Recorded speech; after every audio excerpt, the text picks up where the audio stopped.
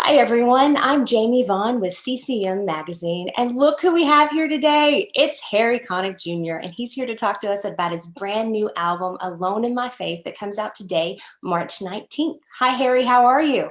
I'm doing great. Thank you so much for having me. Absolutely. It was a pleasure. We got so excited to see that you had done a faith-based album. Why did that come about for you? So it was last year in March, and I was on tour. The tour got canceled. We all know, what it was like to kind of stop what we were doing and go home to our families. And I was one of the lucky ones who was actually able to spend some time at home, while all of the heroes were out there, Right. making our lives as normal as they could be.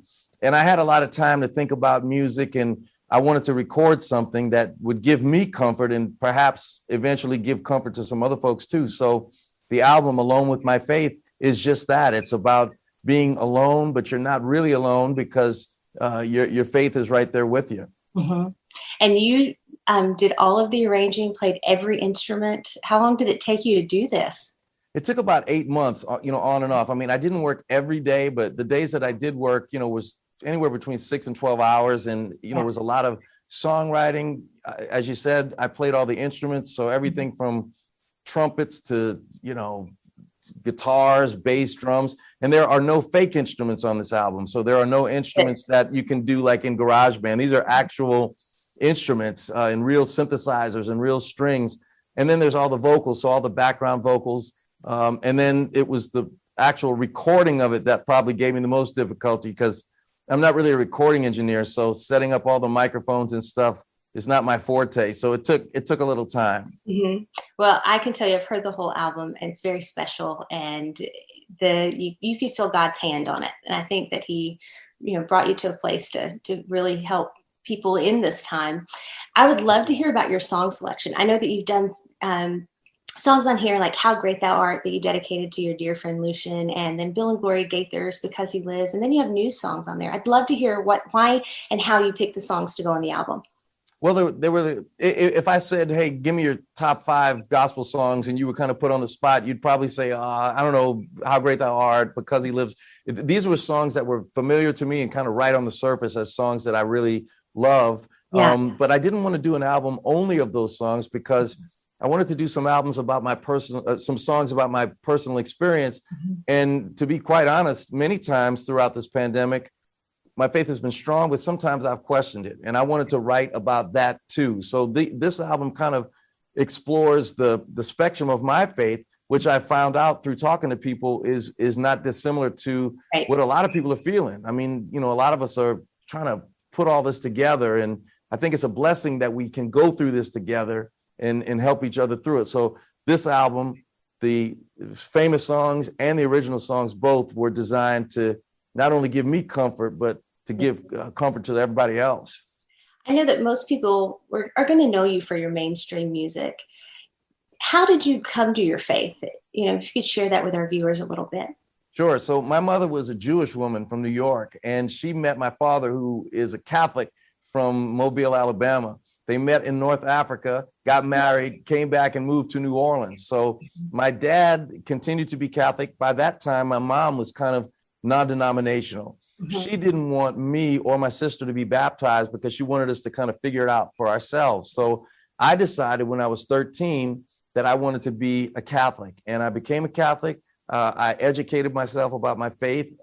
It's something that's ongoing. I obviously have a lot to learn, and I'm Everyone still does. practicing, trying to get better at it. Right. But this is kind of who I am. I'm a Catholic. I have a strong faith, and I'm glad I do, because times like these, you really you're lucky if you can call on it. Yeah, very much so.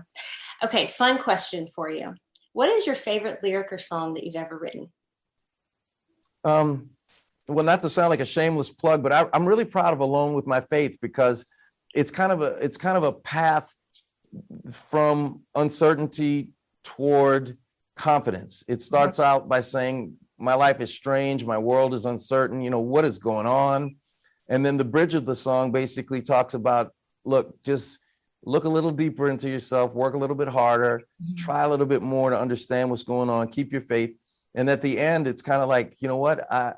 even though things are crazy, I know who I am and I know where I stand. So out of all the songs that I've written, I think Alone with My Faith kind of nails the feelings of what I'm going through with this pandemic, right on the money. Yeah. Now, you do Amazing Grace on this album, and your daughter, Georgia, conceived and directed the music video for it. What was that like working with her?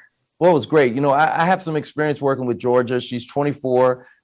She's a photographer. She's done it for quite some time. So we've worked together before, but we've never done a music video before. And, she's ready to do it. This was her first music video, and she knows her craft. She has incredible ideas. And it was just a matter of, turning the wheel over to her, and she took control. She told me what she wanted. She told me how she wanted me to do it. And just like every other female in my house, I'll be quiet and listen. Well, Georgia, you did a great job. We were very impressed. I'll tell her. Okay, so let's flip that lyric question around. Is there a song or a lyric that you wish you had have written that someone else did? Yeah, I wish I had written the old rugged cross. Yeah. That lyric is so simple, but so powerful, because in very few words, it talks about the shame and suffering of the cross, but also, the symbolism of joy and eternity at the same time. So yeah, that'd be pretty good to claim that one. Oh, good. Now, as we wrap up our interview, do you have a message of hope that you would like to leave our viewers? I do. First of all, I want to say to all of your viewers that I love you and I pray for you. And this has been an unusual experience, because if you have a personal tragedy in your life, I have no way of knowing about that. I'm sorry for you, but I don't know you, so I can't really feel your particular pain, and vice versa. But now we're going through the exact same thing. And I know through my faith that we're going to be okay. We're going to make it through to the other side. And I just want you to know that because you're out there, it comforts me. And this musical offering I'm making with this new record is my way of saying I'm here for you too. And I know we can all get through this together. Thanks, Harry. Thank you so much for taking time out of your busy day to talk to CCM. And everyone, please make sure today, March 19th, you go and get Alone with My Faith. It will make your heart happy, I promise. Thanks, Harry. Thank you so much.